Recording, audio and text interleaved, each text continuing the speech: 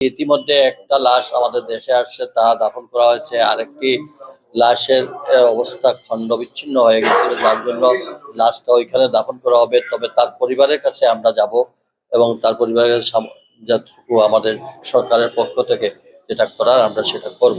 3টি মন্ত্রণালয় এটা মনিটরিং করছে: পররাষ্ট্র মন্ত্রণালয়, পরে প্রবাসী কল্যাণ মন্ত্রণালয় এবং সিভিল এভিয়েশন।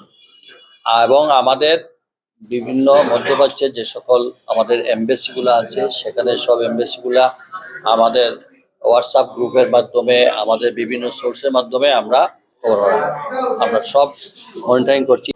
মা, পিম্পল 5 দিনেই চলে যাবে। যাবে না মা।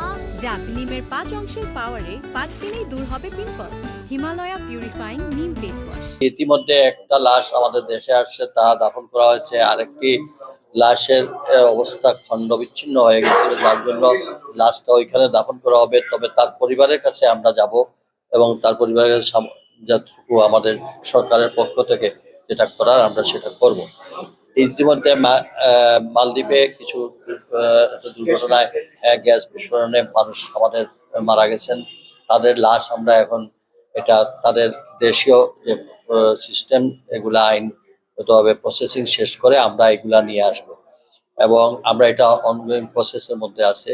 তাছাড়া সৌদি আরবে আমাদের 4 জন মৃতদেহ, এর মধ্যে একজন তো এখানে, আরো 3 জন। এই 3 জনে আনতে আমাদের ওই দেশের যে নিয়ম বা রুলস, এগুলা প্রসিজিওর ফলো করে আমরা যথারীতি সময়ে আমরা ইনশাআল্লাহ আমরা নিয়ে আসবো এবং আমরা তাদের আত্মীয়স্বজনের কাছে এটা সরব।